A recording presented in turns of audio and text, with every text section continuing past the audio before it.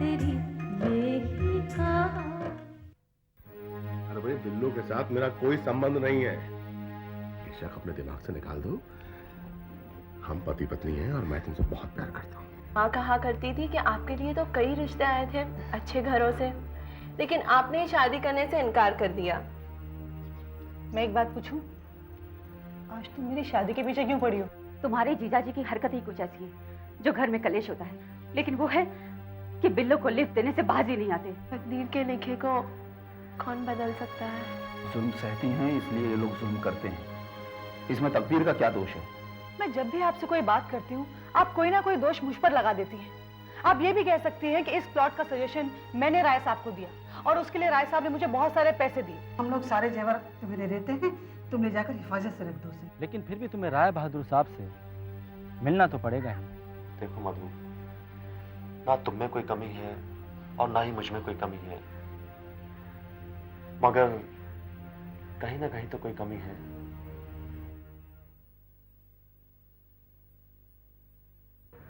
जीजा जी, मैं बहुत उलझन में हूं। समझ में नहीं आता मैं क्या करूं। क्या उलझन? अरे आप तो जानते ही हैं कि एक बंद कमरे में कभी मियां बीवी अलग अलग रह सकते हैं क्या? अब रोज मधु कोई ना कोई नया सवाल करती है। आज सुबह तो उसने हद ही कर दी। बोलती अगर तुम्हें किसी और लड़की से प्यार है तो ठीक है, मैं उसे सौतन बनाने के लिए तैयार हूं।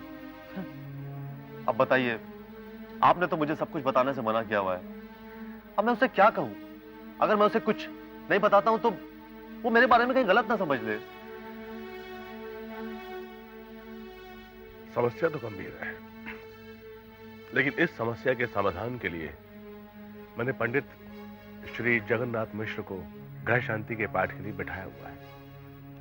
तुम तो जानते हो कि तुम्हारी कुंडली में दोष है और वो दोष तुम्हारी संतान से ताल्लुक रखता है। अब इन सब काम के लिए कम से कम 15 दिन तो लगेंगे ना। 15 दिन? अरे 15 दिन तो बहुत दूर की बात है। मैं उसके साथ एक दिन भी एक कमरे में नहीं रह सकता। देखो, तुम एक काम करो, दिल्ली में हमने एक नया प्रोजेक्ट शुरू किया है। उसके लिए मुझे वहां जाना था। अब मेरी जगह तुम चले जाओ। प्रोजेक्ट पे काम करोगे, मधु से दूर रहोगे तो मधु तुमसे कोई सवाल नहीं करेगी और तुम भी खुश रहोगे। 12-13 दिन का काम है। और हाँ, शर्मा जी से पैसे लेने वो भी ले लेना। और इधर मैं ग्रह शांति का पाठ करवा रहा हूं। जब तक तुम आओगे तो ग्रह शांति का पाठ हो चुका होगा, तुम्हारे नक्शा तो बदल चुके होंगे, फिर तुम मधु से मिल सकते हो और कोई प्रॉब्लम भी नहीं होगी। जाना कब है? बस पेपर्स वगैरह बनवाता हूँ, टिकट्स की तैयारी करते हैं और मैं बता दूंगा तुम्हें। ओह, थैंक यू जीजा जी। आपने मेरा बहुत बड़ा टेंशन दूर कर दिया। अरे भाई, टेंशन तुमने मेरा दूर कर दिया। पूछो कैसे? कैसे? भाई, मुझे यहाँ काफी काम थे। अब तुम वहां जाओगे तो यहाँ के सारे काम मैं आसानी से कर सकूंगा, बेरोक टोक। अनिल, 5 बजे की फ्लाइट है, तो अभी तक यहीं पर है? अरे बस निकल ही रहा हूँ जीजा जी।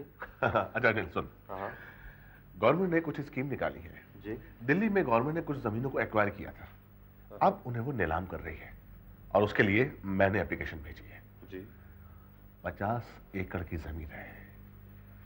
अगर वो जमीन हमें मिल गई तो हमारे सपने पूरे हो जाएंगे। और वो जमीन मैंने तेरे नाम करवाई है। क्यों जीजा जी, आपने अपने नाम क्यों नहीं कराई? अरे बेवकूफ, तुझमें और मुझमें कोई फर्क है क्या? चल इसमें साइन कर दे जल्दी से। इसमें साइन कर दे। जहां जहां मैंने क्रॉस किए हुए हैं वहां साइन करता जा। मौजी कहाँ है? मौजी शायद अपने कमरे में। क्यों? नहीं, तुझे भी लेट हो रहा है और मौजी के भी साइन चाहिए थे इसमें। अच्छा, कैसे? साइन चाहिए? हाँ। एक काम कर रहा हूँ, मैं साथ में करा के लेगा। ठीक है, तो जल्दी करा के ला। इनके विटनेस भी चाहिए होंगे मुझे। विटनेस किस बात की? अरे भाई, ये राज है, ये हम आपको नहीं बताएंगे। हमेशा राज में ही बातें करते हैं। क्या बात है, उदास है भाई के जाने? अरे भाई, 10 दिनों के लिए जा रहा है, आ जाएगा। फिर आपका हाँ लेकर आया? Very good.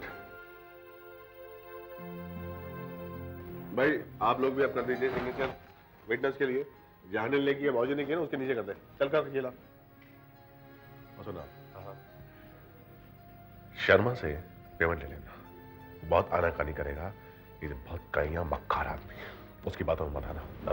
समझे कि नहीं? और उससे पैसा लेकर यहाँ ट्रांसफर कर देना। मुझे कुछ पेमेंट्स करनी है, मैं कर दूंगा। और तू मधु के बारे में बिल्कुल चिंता मत कर। पंडित जी से मैं ग्रह की शांति के लिए पाठ करवा रहा हूँ, कुछ दिनों के लिए सब ठीक हो जाएगा। जब तू आएगा तो इस घर में खुशियां ही खुशियां होंगी। कुछ ग्रह शांति के लिए पाठ तो करेंगे, तो घबराने की कोई बात नहीं है। हो गए? Very good, very good. भाई वाह। अरे अरे माँ जी, आपका बेटा आज के जमाने का नहीं है, बहुत ही भोला है। मैंने इसे कहा था शीला कि ओरिजिनल पेपर पे साइन करो भाई, इसने जेरोक्स में भी कर दी है। चल कोई बात नहीं, जेरोक्स में अपने पास रख लेता हूँ और ओरिजिनल तू ले जा। ओके जी। अरे सुन, जाती फोन कर देना, हाँ क्योंकि तेरी बहन है ना, ये बहुत ही उदास है और तू तो जानता है मैं इसे कितना प्यार करता हूँ। इसकी उदासी मुझसे देखी नहीं जाती। जी। अरे अनिल, तेरा सामान कहाँ है? वो दीदी मधु पैक कर रही है। अरे भाई, अपनी बीवी से तो मिलेगा ना, तुम भी शीला। और आप भी जीजा जी। तो कोई बात नहीं, हमेशा मजाक करते हैं। कोई बात नहीं। अच्छा ठीक है, मैं चलता हूँ। Have a nice journey. Okay, and best of luck. या थैंक यू। बाय। ओके माँ। ओके दीदी, ओके अनिल। बाय। हाँ हाँ, मैं फोन करता हूँ। हाँ ओके, बाय। अरे भाई जल्दी चले आना, देर मत करना।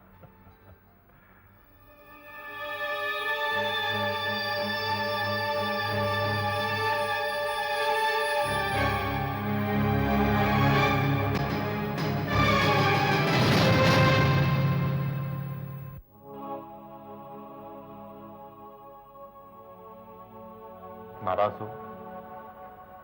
देखो मधु, नाराजगी की कोई बात नहीं है, सिर्फ 10-15 दिन की तो बात है। मैं बहुत जल्दी वापस आ जाऊंगा। ठीक है, जाइए आप। वैसे भी आपको कहाँ याद रहता है कि आपकी एक पत्नी है जो इस घर में रहती है, उसके भी कुछ अरमान है, कुछ इच्छाएं हैं।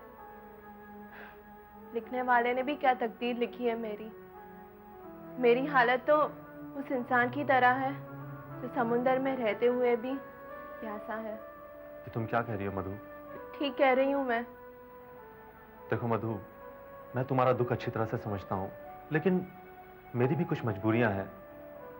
और फिर तुम एक अच्छे घर की पढ़ी लिखी लड़की हो, तुम्हें तो कम से कम ऐसी बातें नहीं करना चाहिए। वैसे क्या मजबूरी है आपकी? मैं तो बस आपको पूछ पूछ के थक गई। वैसे क्या बात है जो आप मेरे पति रहते हुए भी मुझसे यूं दूर दूर रहते हैं? मधु, अब हमारे दुख के दिन बीत चुके हैं। मैं तुमसे वादा करता हूं कि मैं जिस दिन दिल्ली से वापस आऊंगा, तुम्हारी सारी शिकायतें दूर कर दूंगा। मैं तुमसे बहुत प्यार करता हूं Madhu. I love you too much. अच्छा, अब मेरी फ्लाइट का टाइम हो चुका है, मैं चलता हूँ। हाँ। ठीक है? एक मिनट।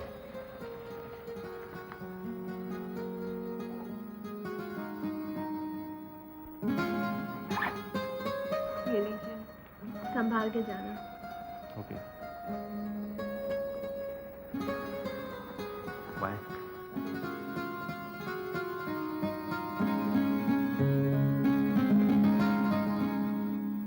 और तेरी यही कहा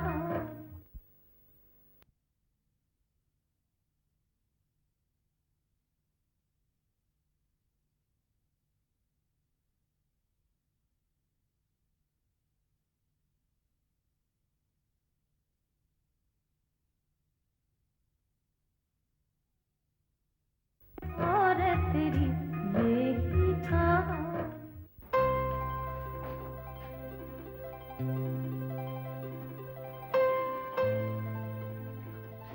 अरे मधु भाभी, कैसी हो तुम? मैं ठीक हूँ दीदी, आइए ना बैठिए। हाँ, खाना वाना खाया कि नहीं? हाँ बस अभी खाया। अच्छा एक बात तो बता मधु, तुम्हारी शादी में तुम्हारी माँ ने जो सोने का हार पहना था, हाँ। बारातियों में जितनी औरतें थी ना, सबकी नजर उस पर टिकी हुई थी। कितना खूबसूरत लग रहा था वो हार। हाँ। एक बात तो बता, तेरी माँ ने वो हार कहाँ से बनवाया था? एक्चुअली वो हार है ना, मेरी माँ को शादी में मिला था। और पता है वो जहाँ भी जाती है ना, सब लोग उस हार की इतनी तारीफ करते हैं ना। और पता है मुझे भी वो हार बहुत पसंद है। कितना अच्छा होगा अगर वो हार पहन कर तुम हमारे रिश्तेदारों के यहाँ चलोगी। लोग कितनी तारीफ करेंगे, सबकी नजरें उस पर टिकी रहे। सच में वो हार बहुत अच्छा लगता है और तुम पे तो बहुत खूबसूरत लगेगा। और तुम कितनी शान से कह सकोगी तुम्हारी माँ ने वो हार तुम्हें दिया है। ठीक है, आप कहती हैं तो मैं वो हार ले आऊंगी। तुम कितनी अच्छी हो। अगर वो तुम हार लेके आ रही हो तो एक दिन के लिए मुझे दोगी? मैं अपनी एक सहेली की शादी में पहनना चाहती हूँ। तुम्हें कोई एतराज तो नहीं है ना? नहीं नहीं दीदी, मुझे क्या एतराज हो सकता है। बस आप बता दीजिए कि आपकी सहेली की शादी कब है, मैं हार ले आऊंगी। इसी महीने की 15 तारीख को है शादी। बस तो तुम फिर शादी की तैयारी करो और समझ लो हार तुम्हें मिल गया। माय स्वीट भाभी, यू आर सो स्वीट।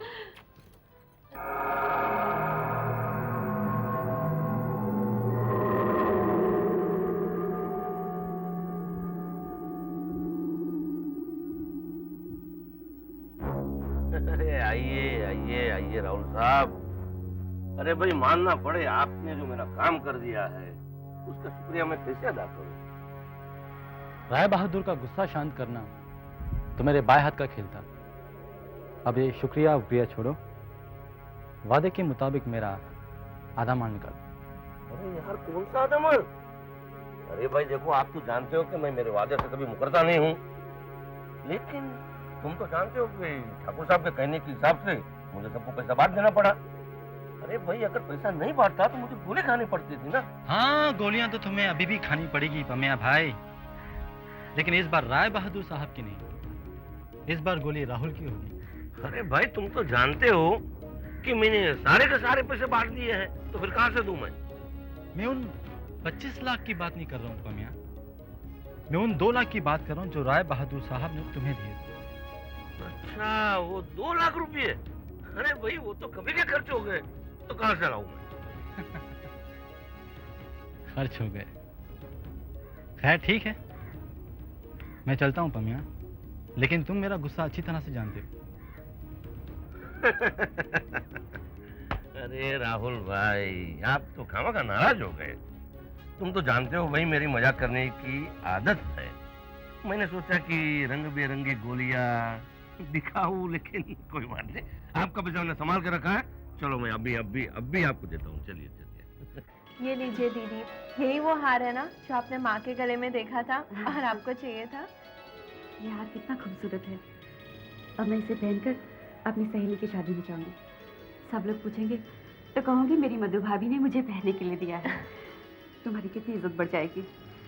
मधु, मैं तुम्हारा ये एहसान कभी नहीं भूलूंगी। दीदी, उसमें एहसान की क्या बात है, जो मेरा है वो आप ही का तो है। लेकिन ये हार तो तुम्हारी माता जी का है ना। उसमें क्या हुआ? मधु, तुम बहुत अच्छी हो। तुम्हारी जितनी तारीफ की जाए उतनी कम है। मैं अपनी सहेली की शादी से लौटते ही तुम्हें ये हार वापस दे दूंगी। मुझे कोई जल्दी नहीं है, तुम आराम से पहन के ये हार मुझे दे देना। So sweet. Good morning. Good morning, good morning. क्या बात है, आज आप बहुत खुश नजर आ रही हैं। अरे बात खुशी की है, मैं तुम्हें तुम्हारी कामयाबी की मुबारकबाद देने आई हूँ। Congratulations. Thanks a lot, but किस बात के लिए मुबारकबाद? कमाल है, तुम्हारी कामयाबी के चर्चे हो रहे हैं और तुम्हें पता तक नहीं। तुमने जो ग्रीन वैली प्रोजेक्ट पर काम शुरू किया है, अभी तक वो हमारा प्रोजेक्ट आधा भी कंप्लीट नहीं हुआ। और ये देखो पेपर वालों ने क्या लिखा है। लिखते हैं कि ग्रीन वैली प्रोजेक्ट एशिया का नंबर 1 प्रोजेक्ट है और इसके चर्चे विदेशों में भी हो रहे हैं। मैम, डैड ये चाहते हैं कि हमारा ये प्रोजेक्ट एशिया का सबसे बड़ा प्रोजेक्ट हो, और मेरा भी अरमान यही है कि मैं आरबी ग्रुप ऑफ कंपनीज को इस मुल्क में ही नहीं बल्कि इंटरनेशनली एस्टैब्लिश कर सकूं। निशान, तुमने इस प्रोजेक्ट में बहुत मेहनत की है और ये प्रूव कर दिया है कि एक बिजनेसमैन का बेटा बिजनेसमैन ही होता है। मुझे बहुत खुशी है कि तुमने अपने डैडी का नाम रोशन किया। डैड का नाम तो पहले से ही रोशन है, मैं तो सिर्फ उनके नक्शे कदम पर चल रहा हूं। सच पूछिए तो अभी तो मैंने सिर्फ राह चुनी है। असल खुशी तो मुझे तब होगी जब मैं अपनी मंजिल तक पहुंचूंगा। हाँ, मुझे अपने मकसद में कामयाब करने के लिए डैड ने तो हिम्मत दी है, लेकिन आप लोगों ने भी कम हौसला अफजाई नहीं की है। मुझे याद है जब मैंने ऑफिस में पहली बार ज्वाइन करते हुए कदम रखा था, तो डैड ने मुझसे कहा था कि जिस इंसान की नीयत साफ हो और इरादे नेक हो, मंजिल खुद ब खुद उसके सामने आकर खड़ी हो जाती है। और मैं अपनी मंजिल को देख रहा हूं।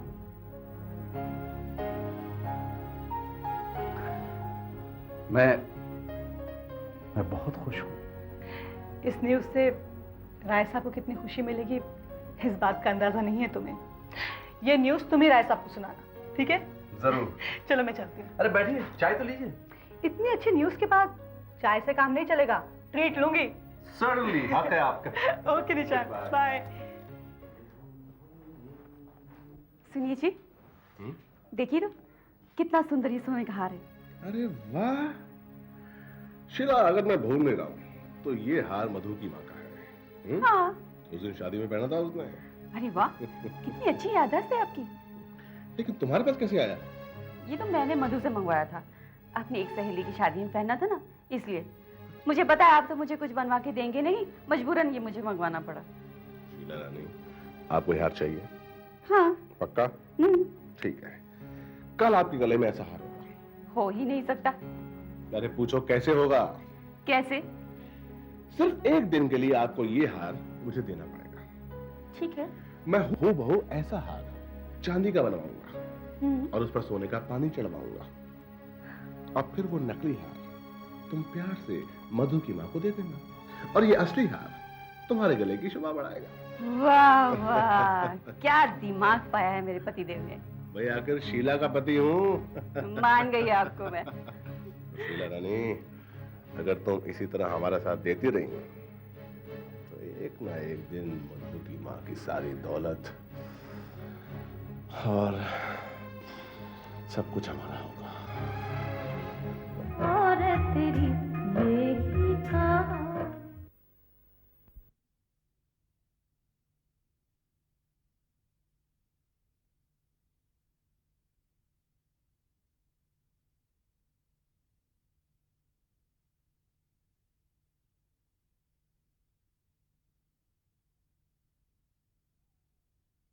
और तेरी बेही कहाँ। लो देखो माँ, तुम्हारे जवाई राजा का कमाल है। ये जेवर बिल्कुल वैसे का वैसा बनवाया है जैसे मधु की माँ का सोने का जेवर था। बेटी शीला, अब तुम क्या मुझसे भी झूठ बोलने लग गई? असली जेवर को नकली जेवर बता रही हो? मैंने दुनिया देखी है। अरे माँ, तुमने तो दुनिया देखी है, लेकिन तुमने मेरे पति का कमाल नहीं देखा। ये तो चांदी का जेवर है, इस पर तो सोने का पानी फिरवाया हुआ है। असली जेवर तो मेरे पति ने लॉकर में रखवा दिए हैं। ये तो नकली है। अब इसे मधु को बुलाकर दे देंगे, उसे तो पता भी नहीं चलेगा। बुलाओ उसे। हाँ बुलाती हूँ। मधु भाभी, भाभी। हाँ दीदी।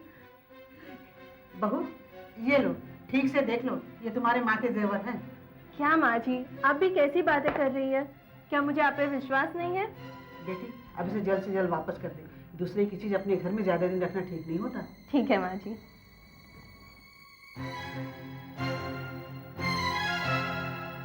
शीला, तुम्हें ऐसा नहीं लगता कि आज माँ जी के चेहरे पर एक अजीब सा सुकून है, एक अजीब सी ताजगी है? हाँ। लेकिन ऐसा पहली बार नहीं हुआ है, दूसरी बार हुआ। दूसरी बार? हाँ, पहली बार तब जब मैं जमाई बनकर आया था और दूसरी बार जब मधु बहू बनकर आई है। क्या कितनी खुश है। लेकिन मैं बहुत परेशान। क्यों? अरे भाई क्या करूं, जब ऑफिस जाता हूँ तो वहां के लोग कहते हैं अनिल की शादी हुई है, आप पार्टी दीजिए। क्लाइंट के पास जाता हूँ, वो लोग कहते हैं अनिल की शादी हुई है, पार्टी दीजिए। मैं क्या करूं? बेटा, सब ठीक ही कह रहे हैं। खुशी की बात है, पार्टी तो होनी ही चाहिए। ये बात हुई ना, मैं जानता था आप यही बात करेंगी, इसीलिए मैंने संडे की पार्टी फिक्स कर दी है। अरे लेकिन संडे को पार्टी कैसे दे सकते हैं? अनिल तो यहाँ है नहीं, और फिर लोग क्या कहेंगे? जिसकी शादी की पार्टी दे रहे हैं वो ही यहाँ नहीं है। हाँ बेटी, तुम ठीक कह रही हो। आप भी हाँ में हाँ मिलाती हैं माँ जी, क्या सही है? शीला, सुना था शादी के बाद आदमी की अकल पर पत्थर पड़ जाते हैं, लेकिन यहाँ उल्टा ही है। अरे बेवकूफ औरत, मैंने अनिल को ऑलरेडी इतला कर दी है। और सुन, फ्लाइट से दिल्ली से बॉम्बे आने में कितना टाइम लगता है?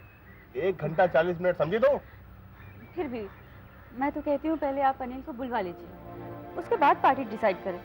कहीं ऐसा ना हो कि अनिल किसी काम में फंस जाए और फिर लोगों की जुबानें कैसे बंद होंगी। क्या तुम्हारा पति दिल्ली में है और विजय भल्ला ने पार्टी रखी है? मधु, इसमें कुछ चाल है। दीदी कैसी बातें कर रही हैं आप? विजय भल्ला इसकी फैमिली का मेंबर है और फिर घर के सारे काम तो वही संभालता है। उसने पार्टी रख दी तो क्या हो गया? पता नहीं।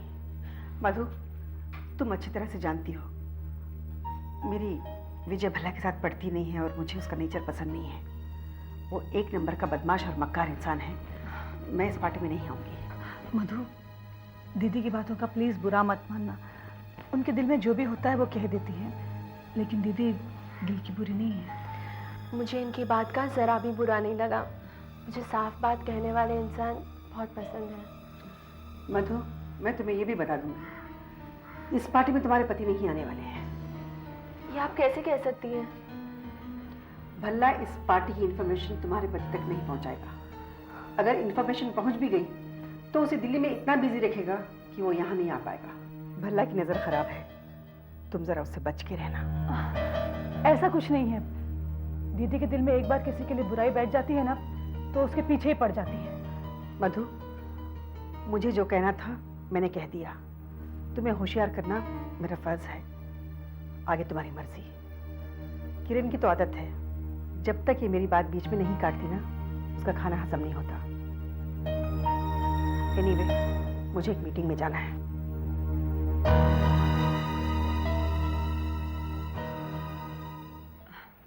मधु, देख, तेरी अपनी घर गृहस्थी है, तू अपने पति के साथ वहाँ सुकून से रहे। फिर विजय बल्ला वहाँ पे क्या करता है, क्या नहीं करता, उसका कैसा नेचर है, कैसी आदतें हैं, इन सारी चीज़ों से तुझे क्या लेने देना है ना? जी मधु, बस तू अपने सास ससुर की सेवा कर, अपने ननद की इज्जत कर और अपने नंदोई का मान सम्मान कर। फिर चाहे वो जैसा भी हो, अपने पति का ख्याल रख। मधु, जब पति खुश रहता है ना, तो पत्नी बहुत खुश रहती है, और अगर पति दुखी हो तो पत्नी की जिंदगी नर्क बन जाती है। आप ठीक कह रही हैं, लेकिन मौसी आप तो पार्टी में आएंगी ना? मुझे आने में कोई एतराज नहीं है, लेकिन अगर मैं आऊंगी ना तो दीदी नाराज हो जाएंगी, जो मैं नहीं चाहती। ठीक है। ओके, चल बुरा मत मान और चाय पी, कब से ठंडी हो। आप भी लीजिए ना।